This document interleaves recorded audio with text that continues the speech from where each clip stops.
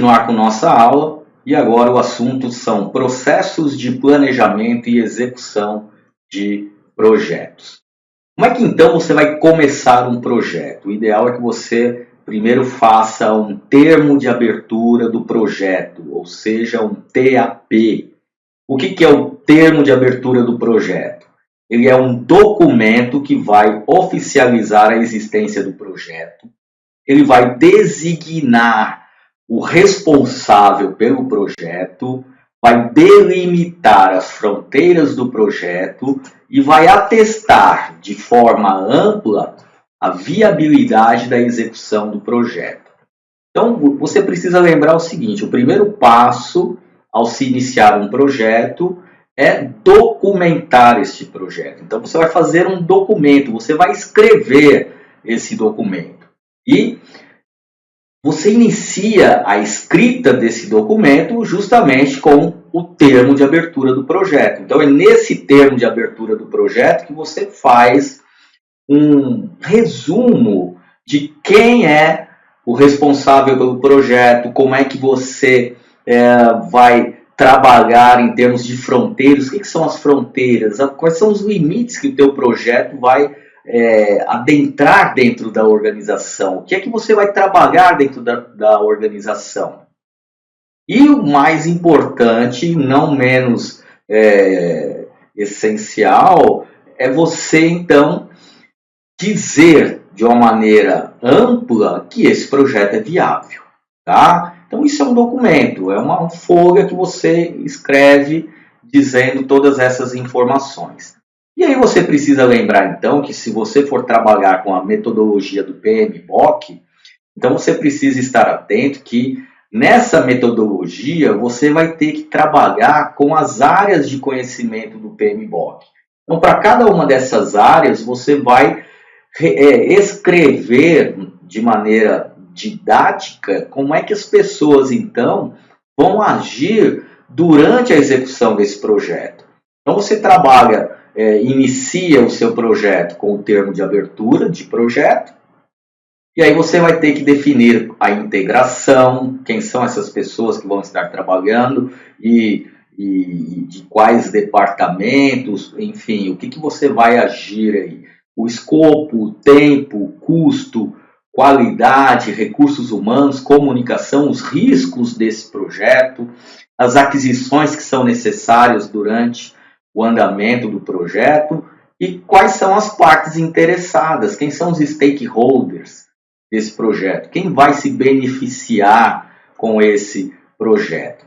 Então, a integração ela envolve de uma maneira também ampla todas as áreas de conhecimento do projeto, de maneira que você tenha todas essas informações de forma abreviada. Então você fala de uma maneira geral qual é o escopo, quanto tempo dura, quanto vai custar, qual é a qualidade que está se buscando, quem são os recursos humanos, como é que você vai trabalhar a questão de comunicação desse projeto, né, divulgar isso.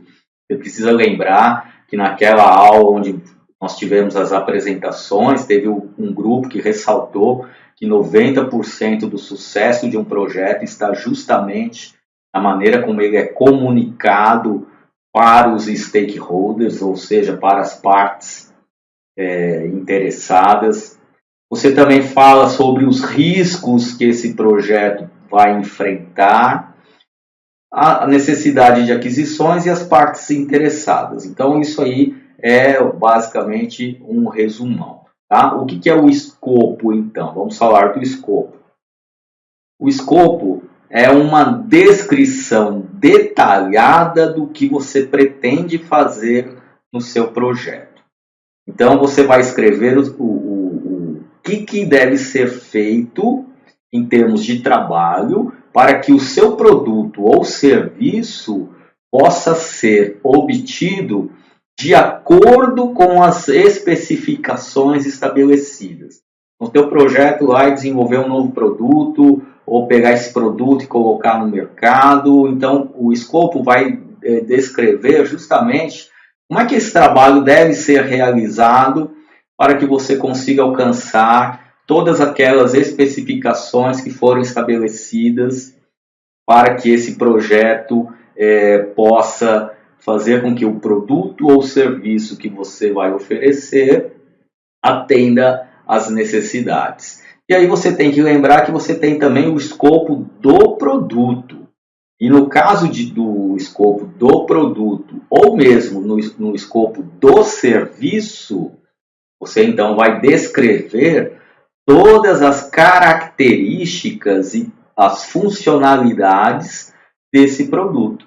Então, o escopo nada mais é do que uma descrição detalhada do que você vai fazer no projeto, levando em consideração que você tem o trabalho que vai ser realizado para alcançar aquilo que você pretende com o teu produto ou serviço de acordo com as características e funcionalidades deste produto e desse serviço, certo? Então é isso que o escopo envolve, é isso que você deve trabalhar.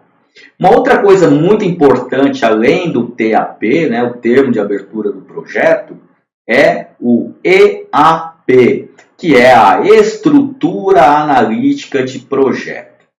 Então o exemplo que eu trago aqui para você é o exemplo de reformar uma casa. Então dá uma olhada aí do lado, nesse organograma, você tem aqui item 0, reforma da casa. O que você tem que entender de item 0? Você tem que lembrar do guarda-chuva. Tá? O guarda-chuva é o projeto que envolve tudo que você vai trabalhar.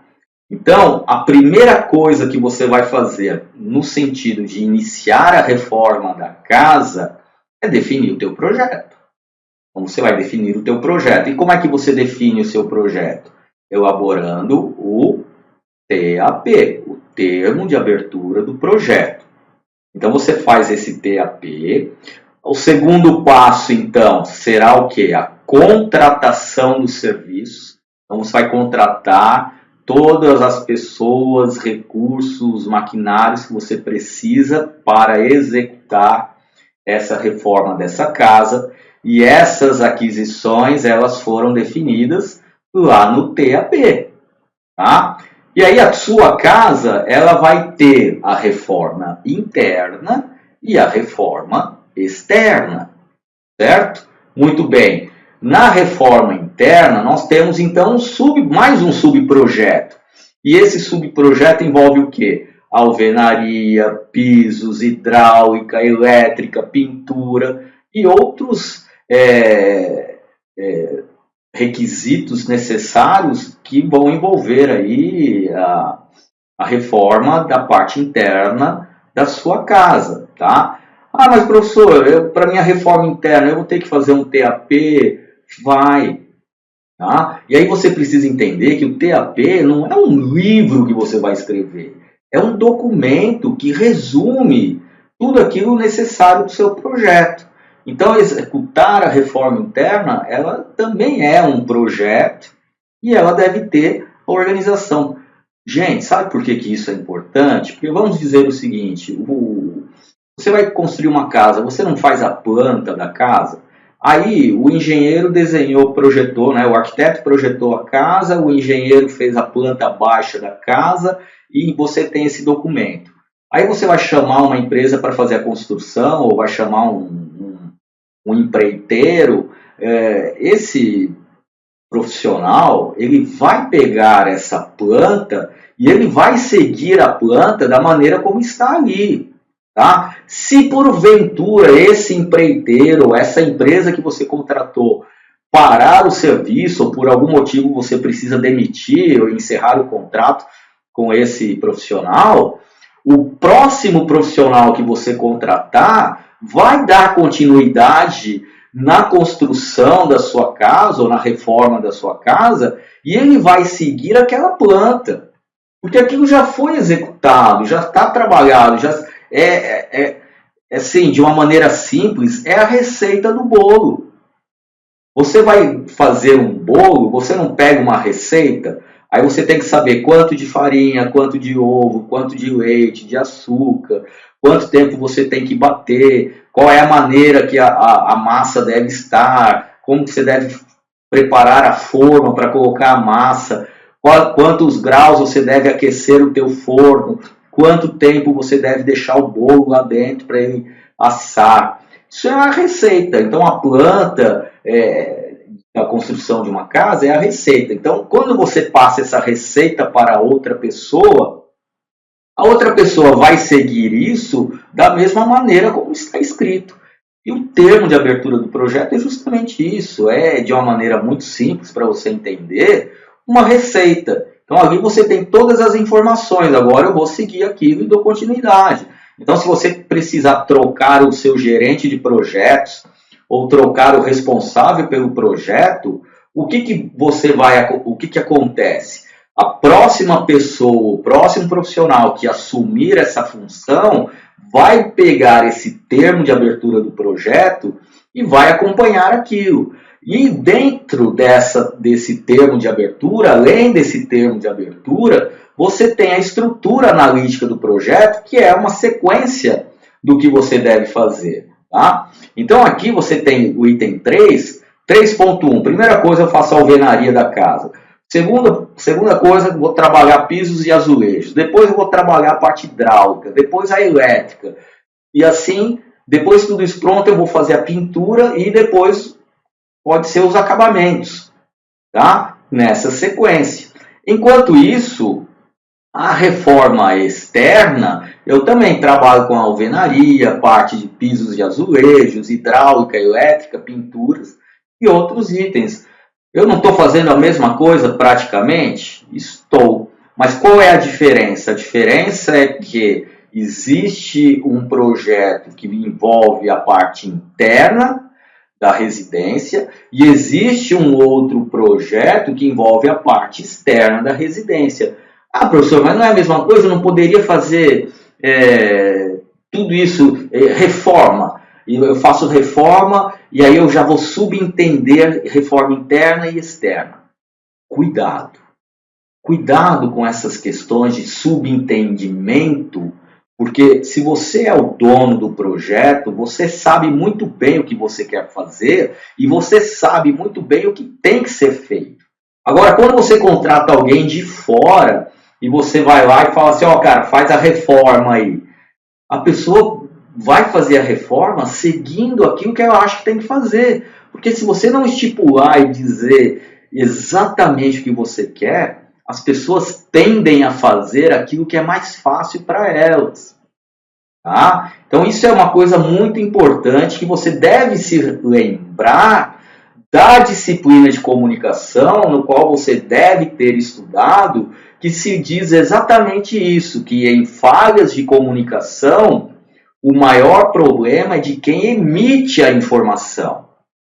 Por isso que é importante que toda a informação seja muito bem detalhada, muito bem descrita e minuciosamente explicada para evitar qualquer falha de comunicação. Então não adianta você querer, neste momento, ser prático. Ah não, eu escrevo lá a reforma e acabou. Cara, isso é um risco muito grande, você precisa tomar cuidado. São nesses momentos de termo de abertura, de estrutura analítica de projeto, que você precisa ser muito específico para que as pessoas possam te entender. Porque senão você corre o risco, de novo, da pessoa buscar o caminho mais fácil para ela. E isso é uma tendência do ser humano. Então a gente tem que tomar cuidado com isso. Tá? Bom, entendendo isso, eu falei também dos limites do projeto. Então, quais são os limites do projeto? Aí do lado você tem outra informação, uma imagem, né, onde ela traz as seguintes informações. Você tem quem é o responsável pelo projeto e, se for o caso, quem está patrocinando este projeto. Você tem as entradas do projeto. Lembra lá das teorias de sistema. Entrada, processamento, saída e feedback. Então, as entradas do projeto, você tem alguns limites, né? Que é o que se chama de fronteiras de projeto. Muito bem, nesse elemento de entradas, não é tudo que vai entrar, você precisa definir aquilo que é pertinente ao teu projeto, certo? Muito bem, então o que você vai ter? Você vai ter os processos de iniciação, os processos de monitoramento e controle, aonde nessa fase de monitoramento e controle estão incluídas o processo de planejamento e o processo de execução.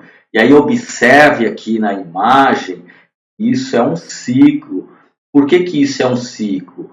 E por que ele está inserido dentro do processo de monitoramento e controle? Simplesmente porque você determina um planejamento em função de uma análise do ambiente que você fez e você coloca isso em execução.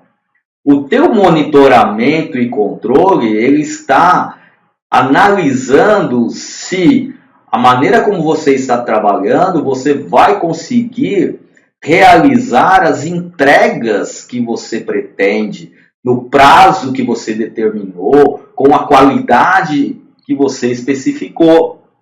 Então, se você, nesse momento de controle, percebe que alguma coisa não vai dar certo, ou que você precisa fazer ajustes, você volta para a fase do planejamento, faz uma nova análise, faz um novo processo de execução e dá continuidade a isso, tá? Aí você fala assim, nossa, professor, mas como é que é? Eu vou parar, ficar uma semana analisando? Não, cara, isso é uma coisa muito dinâmica. Você está ali no dia a dia do projeto, você está recebendo números, você está acompanhando isso diariamente, por isso você fala do processo de monitoramento e controle. Esse monitoramento e controle, quanto mais informação você conseguir, melhor. Por isso que você determina um responsável para cuidar desse monitoramento e controle, para informar preferencialmente de modo que todos os dias você tem informação sobre o que está acontecendo. Porque se você precisar parar para mudar, essas mudanças têm que acontecer de uma maneira rápida. Você não pode ficar muito tempo também analisando o que vai acontecer, o que é melhor, assim por diante. É uma coisa dinâmica, tá? Por isso que na figura você tem aqui essa parte do processo englobando toda a parte de planejamento e execução. E essa parte de planejamento e execução, então, vai ser encaminhada para o processo de encerramento, porque se você percebe que está tudo caminhando bem, você vai alcançar seus objetivos, o processo de encerramento vai definir as entregas e os registros do projeto. Então, o que é entrega? É para quem vai receber isso, quem é o interessado no produto ou no serviço. E os registros de projeto é o documento que você vai trabalhar para finalizar esse projeto. Lembra que eu falo para você que, gente, o projeto ele não termina quando você alcança o objetivo. O projeto vai terminar quando você definitivamente, além de ter alcançado o objetivo, ter contabilizado todas as informações necessárias para você dizer que realmente agora o projeto foi encerrado. É a prestação de contas, é ligar para o cliente e falar, e aí, cara, como é que tá? Tá gostando do produto? Tá gostando do serviço? O que você está achando? Receber esse feedback do cliente, prestar contas para a área financeira. Eu tinha pensado que eu ia gastar 20, gastei 30, mas eu gastei 30 por conta disso. Então, esses são os ativos de processos. Tá? Bom, e aí eu quero falar agora do gerenciamento do escopo. Então, o que é o escopo? Só para a gente retornar, que eu falei no início da aula. O escopo é a definição do projeto, não é? é a definição daquilo que você vai fazer durante o projeto, e é a definição em termos de escopo de produto ou serviço, quais são as características e as especificações do produto ou serviço. O gerenciamento desse escopo, então, nada mais é do que a definição e o controle de tudo aquilo que está ou não no projeto. Tá? Eu me lembro que numa das aulas eu comentei com vocês que uma empresa, uma empreiteira que presta serviço para a Petrobras, contrataram uma pessoa simplesmente para ela documentar tudo aquilo que a Petrobras pedia para ser feito, além do que estava no contrato do projeto. E aí, no final do projeto, né, na prestação de contas, então esse funcionário, ele senta com o representante da Petrobras e fala, lembra aquela graminha que você pediu para eu colocar naquele canteiro? Aquilo não estava no projeto, então a gente vai ter que cobrar parte. Aquela casinha que você mandou eu pintar, que eu já estava ali com tinta fazendo outra coisa, você, não dá para eu pintar, não dá para você pintar essa casinha, você já está aqui com tinta, tudo, não tem problema nenhum, mas isso não estava no projeto e eu tenho que receber por esse trabalho. Então, o gerenciamento do escopo é justamente isso, é analisar e controlar aquilo que estava e não estava incluso no projeto. E aí você monta um plano de gerenciamento desse escopo de maneira que você vai descrever como é que o escopo vai ser definido, desenvolvido, monitorado, controlado e verificado. Então você lembra, de novo, o exemplo da pessoa lá que presta serviço para essa empresa, que vai no final do projeto sentar com a Petrobras e vai descrever o escopo. No escopo do nosso projeto era para ser feito isso, isso, isso e isso. Então foi definido dessa maneira, foi desenvolvido desta maneira.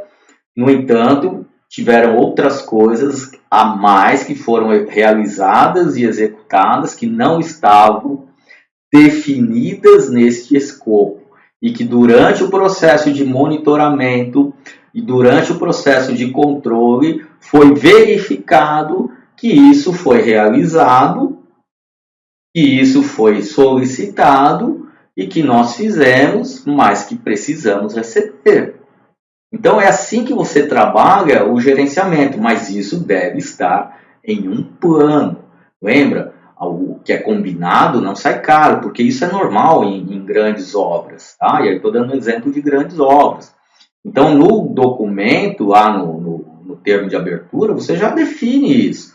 O escopo é esse, mas durante o processo de execução, sabe-se que haverão coisas que poderão ser pedidas além daquilo que está definido. E nós iremos fazer.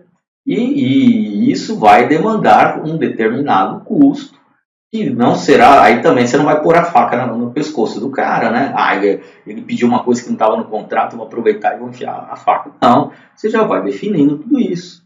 Coisas a mais. Por isso a importância de você trabalhar, quando for definir custos, com a hora trabalho. Porque aí você define lá o custo de matéria-prima que você precisou utilizar. Então, a tinta, eu usei tantos de tinta, eu usei 1 galão de tinta, esse galão de tinta, como é que eu compro isso? Qual é a sistemática de compra, de aquisições? 3 orçamentos, o mais barato, desde que esse mais barato siga as recomendações de qualidade determinadas no caso do exemplo aqui, pela Petrobras. Então, isso é uma coisa muito importante, tá? Porque se você vai seguir padrões de qualidade, não é o mais barato que você compra. É o mais barato daqueles produtos que seguem o padrão de qualidade específico determinado pela empresa. Então, é isso que você precisa entender também. Então, tudo isso está no contrato. Então, eu segui, tá aqui, eu segui a determinação de como conduzir o processo de aquisições, está aqui os 3 orçamentos, comprei o mais barato, porque era esse que atendia as especificações.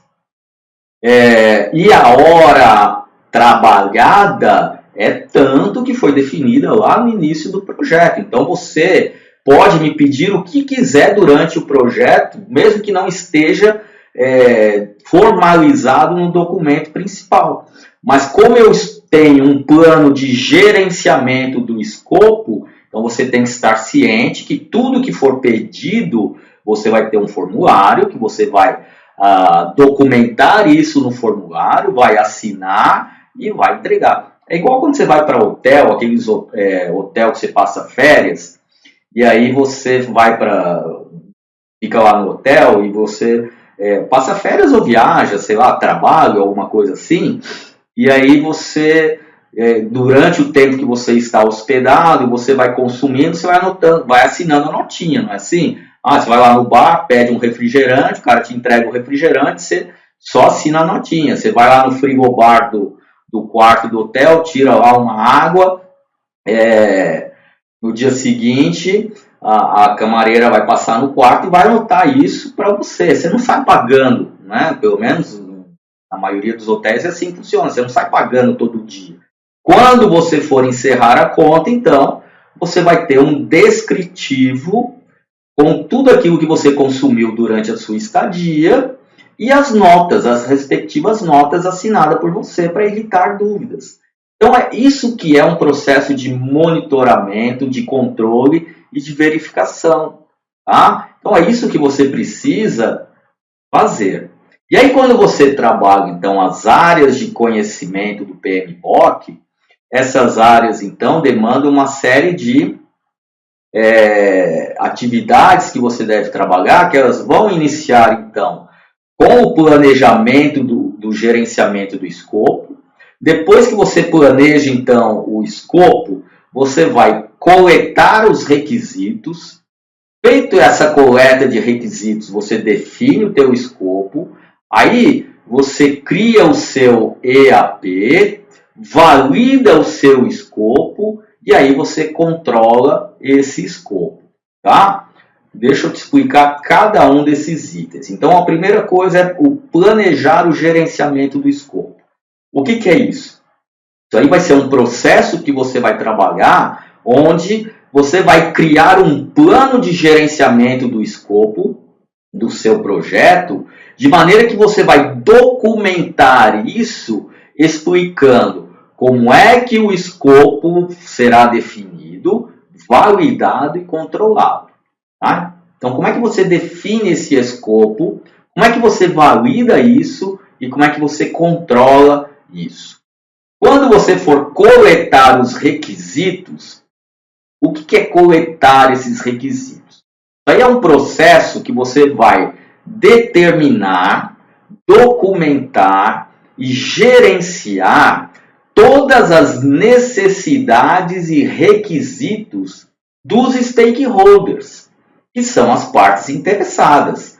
Então você tem que documentar tudo isso, gerenciar tudo isso, de maneira que você consiga atender os objetivos do projeto de acordo com o que os stakeholders querem que você faça.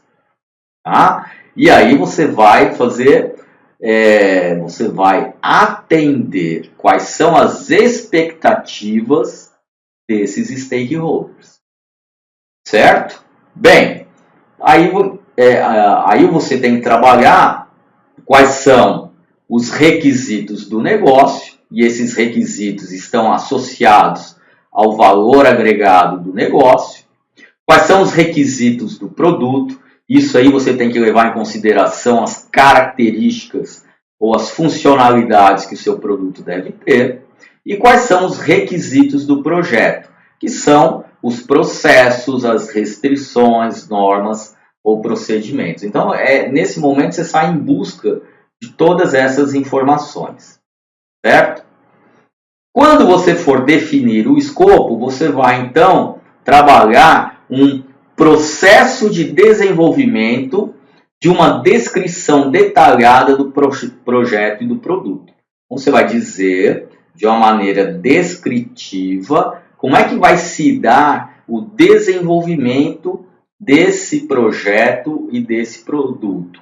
Qual que é o processo para se desenvolver o projeto? Primeiro, pensando lá na reforma da casa, eu tenho que comprar a tinta, tenho que comprar o pincel, eu vou pegar essa tinta, vou diluir ela com tantos ml de um diluente, vou pegar o pincel, passar esse pincel, e aí, se você quiser ser bem específico, para manter um certo padrão de qualidade, esse pincel tem que ser pintado, passado de baixo para cima, passo uma vez, espero tantos minutos, e aí dou uma segunda mão de tinta.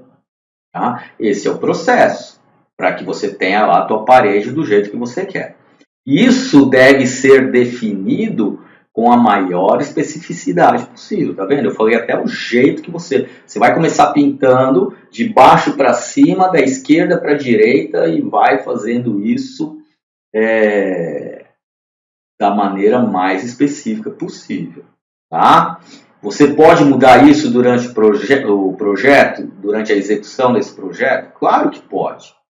Desde que você faça essas alterações de uma maneira formalizada e registre, tá? Então você precisa ter registro de tudo. Não, cara, eu estou ali pintando de baixo para cima, mas, meu, é muito ruim. Em vez de usar pincel, cara, vamos usar um rolo que dá uma economia e uma praticidade muito maior do que ficar com esse pincel. Você fala, não, beleza, então vamos mudar para um rolo. E aí você vai e adequa o teu escopo na utilização desse rolo e muda o seu processo. E aí você vai ter lá um item dizendo assim, alteração do processo de pintura, versão 1.1.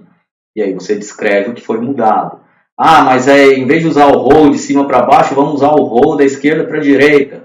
Tudo bem, aí você vai, registra essa mudança e escreve lá. Mudança no procedimento de pintura versão 1.2 e assim por diante, tá? É isso que você deve trabalhar sempre. Quando você for criar a sua EAP, que é a estrutura analítica do seu projeto, o que você vai fazer então? Você tem que trabalhar como é que funciona o processo de subdivisão das entregas do trabalho desse projeto, elencando os componentes que são menores e mais facilmente gerenciáveis. Lembra daquele organograma que eu mostrei lá no início, onde você tinha lá a reforma da casa, e abaixo da reforma da casa você tinha lá a reforma da casa item 0, e aí você tinha lá a definição do projeto item 1,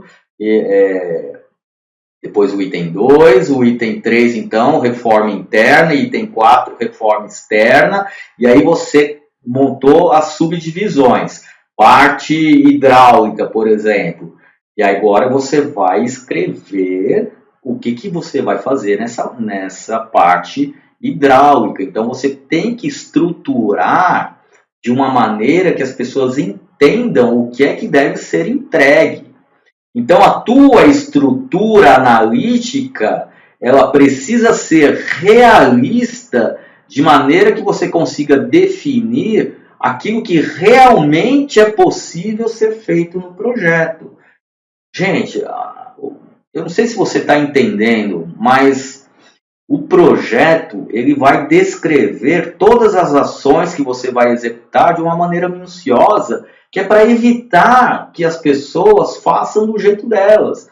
Você, tá, mas eu sei mais aquele cara lá. Então você senta com aquele cara e tenta explicar para ele que o seu jeito é o melhor. E que se ele se convencer, ele vai mudar o projeto.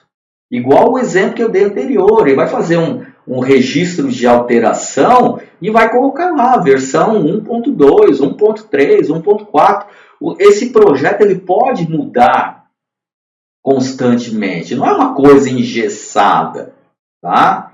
Então é isso que você precisa entender. E a estrutura analítica do projeto é um documento que você vai bater o olho e você vai ver o que você tem que ser feito, né, numa figura. É como se fosse um resumo gráfico daquilo que esse projeto vai trabalhar, certo? Bem, e aí você tem aqui então um exemplo da estrutura analítica do projeto, com os seus pacotes de trabalho. Então, nível 1, pintar a sala. Então, lembra lá na estrutura maior, a gente tinha lá reforma interna e pintura. Aí você abre a pintura e aí você cria a estrutura analítica somente do item pintura. E aí tá lá, pintar uma sala. E aí você tem preparar material, preparar a sala, pintar a sala, limpar a sala. E aí abaixo você tem todos os itens que devem ser realizados para que isso aconteça. Então, preparar material. O que eu tenho que fazer para preparar o material? Primeira coisa, comprar a tinta, comprar a escada, comprar pincéis e rolos, comprar removedores de papel de parede. Então, eu tenho que comprar tudo que é necessário para pintar a sala. Depois eu tenho que preparar essa sala. Como? Remover papel de parede antigo, remover das decorações destacáveis, cobrir o chão com jornal, cobrir as tomadas com fita, cobrir móveis com lençóis velhos. Feito isso, então, você vai começar a pintar a sala. De que maneira? Primeiro vou pintar grandes áreas com rolo. E eu vou pintar os rodapés com pincel. E a parte da limpeza da sala, que é aquela parte para finalizar esse item, então, vou jogar fora ou guardar a tinta que sobrou, vou limpar pincéis e rolos, vou jogar fora os jornais e vou remover e limpar os lençóis. O que você tem? Você tem uma estrutura analítica do projeto. Então, você pega esse negócio, imprime e coloca em algum ponto visível para quem for executar essa atividade, saiba o que deve ser feito. E disso daí, você pode inclusive criar um checklist para o pintor entrar na sala com o cheque e falar assim, vou comprar material, comprei isso, comprei isso, comprei isso, comprei isso. Vou preparar a sala, vou iniciar a pintura da sala, está aqui o pincel, está aqui o rolo, e aí vai lá e começa a pintar. Então, gente, é muito simples isso. É você descrever. Ah, professor, mas isso é uma chatice, dá um trabalho danado. Mas olha, isso resolve um monte de problemas. E é por isso que as empresas fazem. Porque se resolve um monte de problema, faz com que a empresa seja mais eficiente e diminua seus custos e suas despesas com desperdício. Então isso é fundamental. Tá? Por isso que você tem essa disciplina no curso para fazer isso. Certo? Bem, aí a gente vai para a parte de validar o escopo do projeto. Como é que isso funciona? É o processo de formalização da aceitação das entregas concluídas do projeto. Então, essa parte de validação, buscando o exemplo de novo da reforma, eu vou escrever no contrato como é que eu vou dizer para você que realmente a sala foi pintada de acordo com o que eu quero. Então, você vai dizer, a parede tem que estar com a pintura homogênea, sem manchas, sem trincas, sem respingos no chão, porque você tinha que limpar, cobrir tudo e limpar tudo. E aí você vai entrar lá, vai olhar e vai examinar realmente, está limpado de acordo com o que eu quero, não tem trinca, o chão está limpo, tudo certo. Feito isso, então eu homologo a aceitação do escopo deste item. Tá? Então, como é que eu faço esse processo? Aí o que está escrito aqui? É medir, examinar, verificar como é que está sendo a entrega do trabalho realizado, de modo que ele atendeu os requisitos e os critérios que você definiu lá no teu TAP, lá no teu termo de abertura do projeto, de que você realmente vai aceitar isso dessa determinada forma, com essa qualidade, com essa característica. Tá? Você define isso lá antes de começar o projeto. Então, se o cara não fizer do jeito que você pediu, ele tem que refazer, é problema dele. Entende? Então é isso que as pessoas muitas vezes não entendem. Porque aí o cara, é igual reforma de casa, o cara vai lá e pinta tudo de qualquer jeito, fica tudo sujo, e aí quer receber e você não tem nem como argumentar com o cara, porque fala assim, não, mas eu pintei, você não falou que não era para limpar chão, que não era para pôr nada. Já viu? Tem lugar que você vai, que o cara vai pintar e pinta tudo por cima das tomadas, não tem aquele cuidado de passar uma fita em volta da tomada, do spot de luz, né? Os caras vão lá e pintam de tudo de qualquer jeito, não tá nem aí. Por quê? Porque ele vai fazer aquilo que é mais fácil para ele. Lembre-se disso.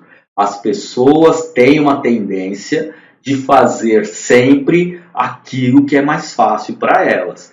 Só que a partir do momento que você entrega para o cara, fala, você vai pintar minha casa desse jeito, tá aqui, nesse papel, como é que eu quero que você pinte, certo? E como é que eu vou te pagar? Eu vou te pagar quando você terminar a pintura, eu vou olhar se está de acordo com o que eu pedi neste papel, certo? Certo. E aí você tem um documento até para justificar o porquê que não vai pagar. E aí se o cara entrar na justiça, você vai lá na justiça e fala assim, a gente assinou um contrato que era para ser desse jeito, o cara não fez, tá aqui as fotos mostrando que ele não fez desse jeito, acabou a conversa. Então, percebe como que é muito mais fácil você trabalhar com isso? Então, lembre-se de determinar de que maneira você vai validar o seu escopo. E como é que você controla, então, o escopo? Por meio de um processo de monitoramento da maneira como esse escopo de projeto e produto ou serviço está caminhando. E você vai gerenciando todas as mudanças que foram realizadas na linha de base do escopo para ajustá-las. Então, toda mudança é registrada, é formalizada e distribuída para todo mundo. A partir de agora, a versão 1.2 desse item do projeto diz que nós vamos utilizar outra marca de tinta, não é mais essa que nós estamos usando agora. Então, isso está fora do escopo. É por isso que tem o gerente de projeto, para ele reconhecer essas informações e comunicar para todo mundo essas mudanças. Tá? Então, isso é muito importante. E aí tem aqui uma sugestão de um termo de abertura de projeto. Então, você coloca lá o nome desse projeto, qual que é o objetivo desse projeto, quem é o gerente, quais são suas responsabilidades e quais são suas autoridades, né? Qual é a autoridade que ele tem, em quem que ele vai mandar e quem que vai mandar nele. Tá? Quais são as metas, e aí é legal você seguir um padrão chamado metas SMART, que eu já vou te falar daqui a pouquinho, já vou te explicar o que é isso. Você então coloca também as premissas desse projeto, as restrições, os riscos do que pode acontecer.